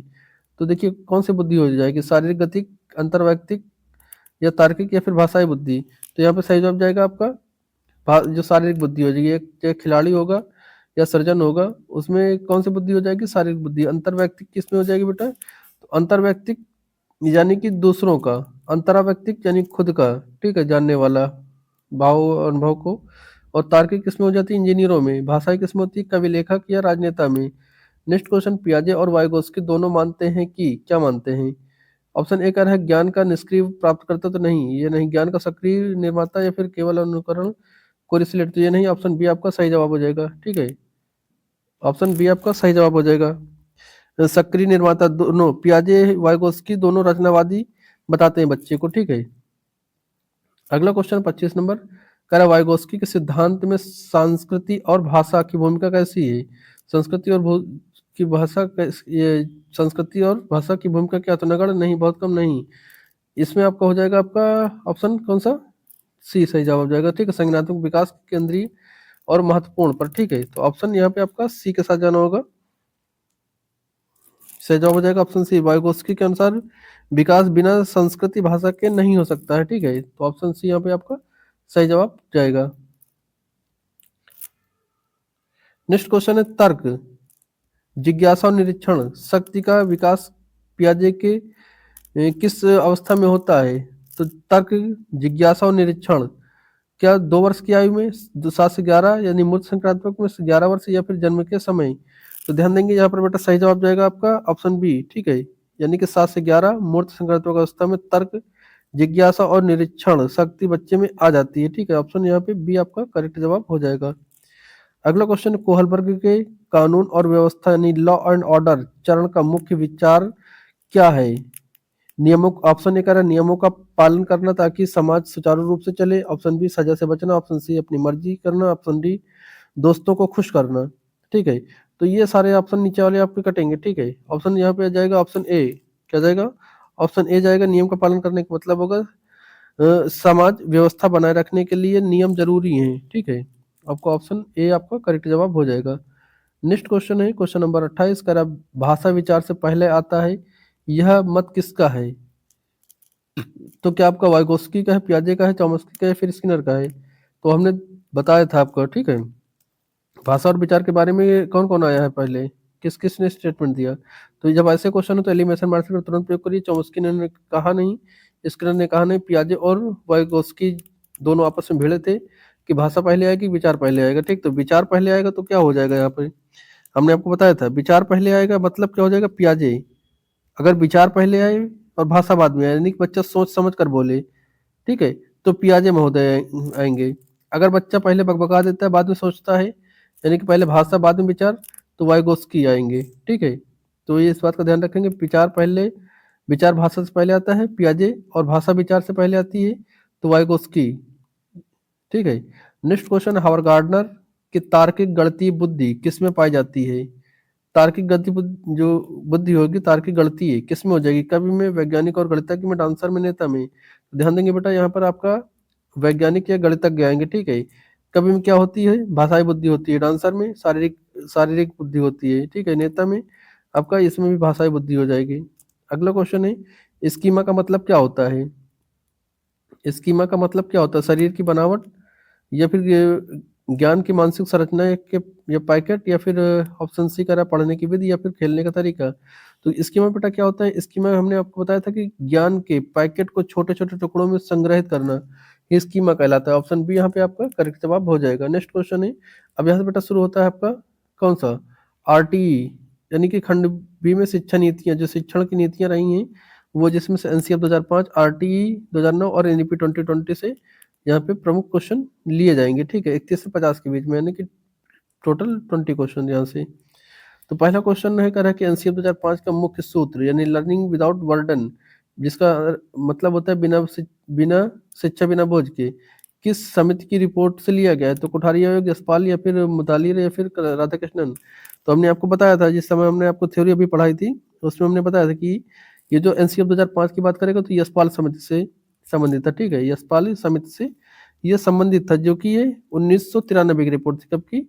1993 की ये रिपोर्ट है, जिसमें लर्निंग विदाउट बर्डन की बात की गई है। कब की बात है? 1993 में। ये किसके उस पर आई? तो यशपाल समिति की रिपोर्ट पर, ठीक है? नेक्स्ट है आपका आरटीई 2009 के अनुसार प्राथमिक स्तर यानी प्राइमरी लेवल पर एक शैक्षणिक वर्ष में कम से कम कितने कार्य दिवस होने चाहिए, ठीक है? तो कितने कार्य दिवस होने चाहिए प्राइमरी लेवल पर? 180, 200, 220 या फिर 250? तो ध्यान देंगे बेटा, यहाँ पर कम से कम 200 दिन होगा, ठीक है? क्या हो जाएगा? 200 दिन। अगर शिक्षक छात्र का अनुभव पूछे प्राइमरी लेवल पर तो 30:1 का होगा, ठीक है? यानी कि 30 छात्र पर 1 शिक्षक होना अनिवार्य है। अगला क्वेश्चन है, एनईपी 2020 में 10+2 शिक्षा प्रणाली किस नए ढांचे में बदल गई है? यानी कि आपकी जो पुरानी शिक्षा प्रणाली थी आपकी 10+2, ये किस में बदल के आ गई? यानी कि इसमें पूछा क्या है, वर्तमान शिक्षा प्रणाली कौन सी है? तो क्या ऑप्शन ए 5+3+3+4 या फिर 5+3 सॉरी 5+3+4+4 या फिर 5+4+3+3 या फिर 3+3+3+4? तो देखेंगे, इसमें ज़्यादा कन्फ्यूजन नहीं पालने का, सीधा याद रखिए 5+3+3+4, ठीक है? यानी कि इसमें आपका 3 साल क्या जाएगा, आंगनबाड़ी और कक्षा 1-2 यानी प्राइमरी प्री प्राइमरी, इसमें आपका 3, 4, 5 हो जाएगा और इसमें 6, 7, 8, इसमें 9, 10, 11, 12 हो जाएगा, ठीक है? नेक्स्ट क्वेश्चन है, एनसीएफ 2005 के अनुसार शिक्षक की भूमिका क्या होनी चाहिए? तो क्या स्रोत के रूप में, ज्ञान के स्रोत नहीं, तानाशाह के रूप में नहीं, सुगमकर्ता और सुविधादाता के रूप में होना चाहिए। ऑप्शन सी यहाँ पर करेक्ट जवाब है। जो एनसीएफ 2005 के अनुसार या नीपी 2020 के अनुसार शिक्षक की भूमिका कैसी होनी चाहिए? तो एक सुगमकर्ता या सुविधादाता के रूप में होना चाहिए, यानी कि बच्चे के सीखने के लिए ऐसा इन्वायरमेंट तैयार करना जिसमें बच्चा खुद अपनी क्रिएटिविटी के द्वारा, अपनी रचनात्मकता के द्वारा सीखे और अपने क्वेश्चन को पूछ सके और जो है अपने अनुभव बता सके, यानी कि ऑप्शन सी यहाँ पे आपका करेक्ट जवाब हो जाएगा। अगला क्वेश्चन है क्वेश्चन नंबर 35, करेक्ट एनईपी 2020 किस कक्षा से व्यावसायिक शिक्षा यानी कि वोकेशनल एजुकेशन और कोडिंग शुरू करने की सिफारिश करती है? तो कहाँ से? कक्षा 3 से, 6 से, 9 से, फिर 11 से? तो ध्यान देंगे बेटा, इसका सही जवाब क्या जाएगा? इसका सही जवाब जाएगा आपका कक्षा 6 से, ठीक है? यानी कि जैसे आप जूनियर में जाते हैं तो जूनियर से स्टार्ट हो जाता है, कक्षा 6 से वोकेशनल एजुकेशन यानी कि कोडिंग शुरू हो जाती है, ठीक? व्यावसायिक और कोडिंग शिक्षा कब से शुरू होती है? कक्षा 6 से। अगला क्वेश्चन है, आरटी 2009 के तहत शिक्षक के लिए प्रति सप्ताह के लिए न्यूनतम घंटे कितने तय किए गए हैं? तो 40 घंटे, 42, 45 या फिर 48? ठीक है, तो इसमें कितने घंटे जाएगा बेटा? सही जवाब जाएगा आपका 45 घंटे, ठीक है? यानी 45 यानी कि ऑप्शन सी आपका सही जवाब हो जाएगा। तैयारी के घंटे मिलाकर के है ये, तैयारी के घंटे मिलाकर जो पूरा काम होगा, एक सप्ताह में लगभग 45 घंटे काम हो जाएगा, ठीक है जी। नेक्स्ट क्वेश्चन है, एनसीएफ 2005 गणित शिक्षण के लिए किस उद्देश्य पर बल देती है? तो जो गणित शिक्षण है ये किस पर बल देगी? बच्चों के बहुत सारे सवाल हल करने पर तो नहीं, बच्चों की सोच का गणितीकरण करने पर, ठीक है? यानी कि ऑप्शन बी सही जाएगा। बच्चे की जो सोच का गणितीकरण करना यानी कि मैथमेटिज्म ऑफ थॉट्स, ठीक है? इस पर बल देती है गणित के लिए, ठीक है? नेक्स्ट क्वेश्चन है आपका क्वेश्चन नंबर 38 है, कह रहा है कि एनईपी 2020 में एफएनएल का पूरा नाम क्या है? तो एफएनएल का बेटा पूरा नाम क्या है? ऑप्शन ए कह रहा है फाउंडेशनल लर्निंग एंड नंबरेसी या फिर फाउंडेशनल लिबरेसी एंड नंबरसी या फिर option C future learning and न्यूमेर नेचर या फिर ऑप्शन डी कह रहा है कि फर्स्ट लिबरेसी एंड नंबर्स। तो इसका सही जवाब क्या हो जाएगा? 38 का सही जवाब क्या हो जाएगा? फटाफट सारे लोग कमेंट करें बेटा। इसका सही जवाब जाएगा क्या? ऑप्शन बी, ठीक है। फाउंडेशनल, लिबरेसी एंड नंबरेसी, ऑप्शन बी हो जाएगा। सारे लोग याद कर लेंगे। जो आपका एफ एन एल का पूरा नाम क्या है? एफ एल एन का पूरा नाम क्या है? तो फंडर जो है फंडरेशन,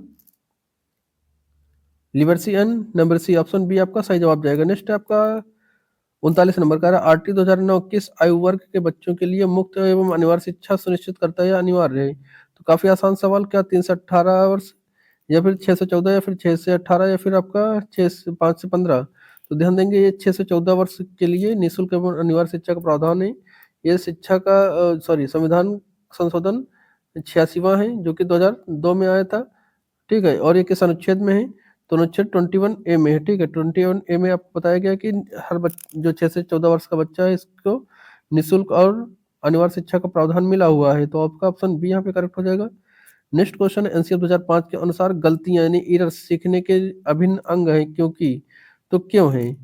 ठीक है, जो आपकी गलतियां एरर्स होती हैं उसको एक सीखने का अभिन्न अंग माना गया है। क्यों माना गया है? तो इसमें क्या बच्चों की कम बुद्धिमान साबित हो करती है? तो नहीं, बुद्धिमान कम साबित नहीं करती है। यह कह रहा है कि ऑप्शन बी शिक्षकों को बच्चों की सोच समझने का मौका देती है। तो बिल्कुल यहाँ पर ऑप्शन बी आपका सही हो जाएगा। यानी कि जिस चीज में बच्चा गलती कर रहा हो, तो आप उस तो ये सोच ये देख सकते, अगर उसकी गलती को देखेंगे तो ये पता चलता है ना कि बच्चे की आखिरकार सोच क्या रही है, उसने समझा अब तक क्या समझा, क्यों गलती क्यों कर रहा है। तो गलती को समझने का मौका मिलता है शिक्षक को, ठीक है। ऑप्शन सी करें बच्चों को कक्षा से बाहर निकालने का कारण बनाते हैं। तो आप किसी बच्चे को बाहर नहीं निकालेंगे, ना ही उसकी अपेक्षा करेंगे, ना ही उसको अनदेखा करेंगे गलतियों को, ठीक है। गलतियां क्यों किया उसको देखेंगे, उसमें सुधारेंगे। ऑप्शन बी सही जवाब हो जाएगा। ऑप्शन डी भी यहाँ पे आपका गलत है। नेक्स्ट क्वेश्चन, एनईपी 2020 के अनुसार कक्षा 5 तक शिक्षा का माध्यम कैसा होना चाहिए? तो काफी आसान सवाल है। केवल अंग्रेजी भाषा नहीं, केवल हिंदी भाषा नहीं। तो सही जवाब क्या जाएगा बेटा? मातृभाषा या स्थानिक भाषा या क्षेत्रीय भाषा। यानी कि जो प्राइमरी लेवल पर होगा उसके बच्चे की जो मातृभाषा होगी, ठीक है, या स्थानीय भाषा या क्षेत्रीय भाषा, जो भी आप कह लें, ये लैंग्वेज उसके लिए जो आवश्यक होगी। यानी जो बच्चा होगा, बच्चा आएगा स्कूल में तो अपने अनुभव किस भाषा में बताएगा? वो अपनी मातृभाषा में बताएगा, स्थानीय भाषा में, क्षेत्रीय भाषा में बताएगा। यह अनिवार्य है कक्षा 1 से लेकर के 5 तक में। और जूनियर की बात आए तो हो सके तो लागू किया जाएगा अनिवार्य के रूप में, ठीक है। ऑप्शन सी यहाँ पे सही जवाब। नेक्स्ट आपका जो परख है, परख जो एनईपी 2020 में प्रस्तावित है, ये किससे संबंधित है परख?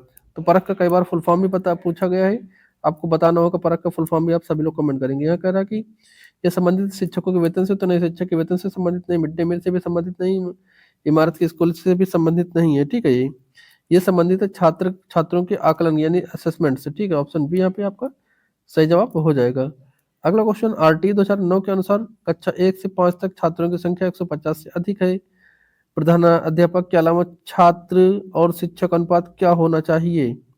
तो ऑप्शन सारे आपके सामने हैं। 30:1, 35:1, 40:1, या फिर 45:1।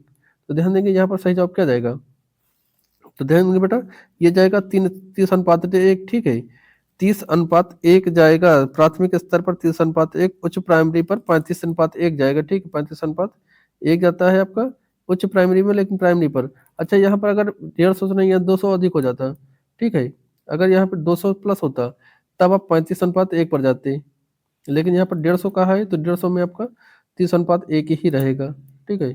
ये देख लीजिए, इस चीज को भी ध्यान रखेंगे कि ये नोट है आपका छात्रों का सामान्यतः 30:1 और 40:1 नियम लागू होते हैं, लेकिन आपका 200 से ऊपर पर 40:1 होगा। यहाँ पर 30:1 की प्राथमिकता है, ठीक है। तो आपका ऑप्शन यहाँ पे सही जवाब हो जाएगा। नेक्स्ट क्वेश्चन, एनसीएफ 2005 किस बात का विरोध करता है? तो क्या बाल केंद्रित शिक्षा पर नहीं, इसको बढ़ावा देता है ये। रटन प्रणाली का ये विरोध करता है एनसीएफ 2005 की, यानी कि रोट लर्निंग का विरोध करता है। बच्चा रटकर नहीं सीखेगा, जो है बाल केंद्रित शिक्षा के अनुसार सीखेगा, के परीक्षण और रचनात्मकता के द्वारा बच्चा सीखेगा, ठीक है। ऑप्शन बी यहाँ पे हो जाएगा। विरोध करता है किसका? रटन प्रणाली का, एनसीएफ 2005। अगला क्वेश्चन करें, एनईपी 2020 में 360 डिग्री बहुआयामी यानी कि रिपोर्ट कार्ड में क्या शामिल होगा? तो क्या शामिल हो जाएगा आपका? लिखित परीक्षा का अंक तो नहीं, लिखित परीक्षा का अंक नहीं शामिल होगा। सिर्फ खेलकूद केवल नहीं, ये शिक्षक की राय मात्रा नहीं। आपका ऑप्शन भी सही जाएगा, सही जवाब जाएगा। संज्ञानात्मक, भावनात्मक और मनोयोगात्मक यानी कि ऑल डायमेंशनल प्रगति जो है, इसका आकलन रिपोर्ट कार्ड में आपका रखा जाएगा, ठीक है। बहुआयामी यानी 360 डिग्री पूरा कंप्लीट होगा ये। नेक्स्ट क्वेश्चन है आपका 46 नंबर, कह रहा है कि आरटी 2009 की धारा 17 का प्रावधान करती है, किस चीज का प्रावधान करती है? ऑप्शन ए कह रहा है कि प्राइवेट ट्यूशन पर रोक लगाती है, या फिर शारीरिक दंड और मानसिक प्रताड़ना पर पूर्ण प्रतिबंध, या मिड डे मील, या फिर स्कूली समिति। देखिए एलिमिनेशन मेथड का जो आप इस्तेमाल करेंगे तो क्या करेंगे, आपका ये और ये कट जाएगा, ठीक है, तो ये हो जाएगा बेटा आपका ऑप्शन बी जाएगा। जो आपका धारा 17 है, यह शारीरिक दंड और मानसिक प्रताड़ना का पूर्ण रूप से प्रतिबंधित करता है, यानी बच्चों को मारना कानूनी अपराध है। ऑप्शन बी आपका करेक्ट जवाब हो जाएगा, ठीक है। अगला नंबर 47 नंबर क्वेश्चन कर रहा है कि 2005 एनसीएफ 2005 के अनुसार प्राथमिक स्तर पर भाषा शिक्षण का माध्यम कैसा होना चाहिए? तो प्रिपीटेड क्वेश्चन आ गया है, माई मिस्टेक, तो क्या अंग्रेजी? नहीं। बच्चों की घर की भाषा या मातृभाषा? तो सही जवाब जाएगा आपका ऑप्शन बी, ठीक है। राजभाषा भी गलत हो जाएगा, हिंदी भाषा भी गलत हो जाएगा। यानी कि जो प्राथमिक लेवल पर बच्चा पढ़ेगा उसके लिए आवश्यक है घर की भाषा या मातृभाषा या फिर लोकल लैंग्वेज या क्षेत्रीय भाषा, जो भी कह लें आप, ठीक है। ऑप्शन बी यहाँ पे आपका करेक्ट हो जाएगा। अगला क्वेश्चन 48 नंबर का है एनईपी 2020 का जो लक्ष्य है, किस वर्ष तक स्कूली शिक्षा में 100% सकल नामांकन अनुपात यानी कि GER प्राप्त करना है? तो 2025, 30, 35, 40।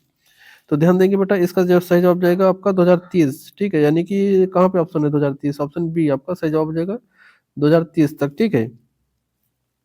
2030 तक प्री स्कूल में सेकेंडरी तक 100% GER होना चाहिए, ठीक है, ये 2030 तक है। अगला क्वेश्चन है 49 नंबर का है आरटी 2009 के तहत स्कूल प्रबंधन समिति यानी कि SMC में अभिभावकों का प्रतिशत कितना, जो अभिभावक होंगे उसमें कितने प्रतिशत होना चाहिए? 50, 75, 25 या फिर 10? तो हमने अब जिस टाइम आपको थ्योरी में पढ़ाई थी उस टाइम अभी बताया था कि 1/4 सदस्य, सॉरी 3/4 सदस्य होना जरूरी, जिसमें माता पिता होने होंगे। तो ये टोटल कितना हो जाएगा? 75% अभिभावकों का होना जरूरी है SMC में, ठीक है। नेक्स्ट क्वेश्चन है NCF 2005 के अनुसार सीखना यानी लर्निंग एक प्रक्रिया है, तो क्या सक्रिय सामाजिक भरा जाएगा, निष्क्रिय व्यक्तिगत, या फिर सक्रिय सरल, या फिर निष्क्रिय जटिल? तो ध्यान देंगे इसका सही जवाब बेटा जाएगा सक्रिय और सामाजिक, ठीक है। यानी कि जो आपका 2005 के अनुसार सीखना एक सक्रिय और सामाजिक प्रक्रिया है। ऑप्शन है आपका ए आपका कंप्लीट हो जाएगा। तो बेटा ये था आपका जो आपका कंप्लीट आपका जीन पियाजे, Vygotsky, Kohlberg, Noam Chomsky, Howard Gardner के सिद्धांत, एनईपी 2020, एनसीएफ 2005 और आरटी 2009 की थ्योरी प्लस 50 PYQ क्वेश्चन। उम्मीद करेंगे जानकारी पसंद आई होगी। अगर आप वीडियो आपको पसंद आई हो तो इस वीडियो को लाइक और शेयर जरूर करना अपने दोस्तों के साथ, और इस वीडियो के बारे में आप अपनी व्यक्तिगत राय नीचे जरूर लिखेंगे। वीडियो पसंद आई नहीं आई, जो भी कमियां रही हो, जो भी आपको सही लगा हो, तो ठीक है, सारी जो है अपनी व्यक्तिगत राय नीचे कमेंट जरूर करिएगा। और अन्य सब्जेक्ट के मॉडल पेपर, प्रैक्टिस सेट, संभावित प्रश्न पत्र और NCERT बेस्ड थ्योरीज देखने के लिए चैनल को सब्सक्राइब करिए। मिलते हैं नेक्स्ट वीडियो के साथ, तब तक के लिए tata bye bye, thank you.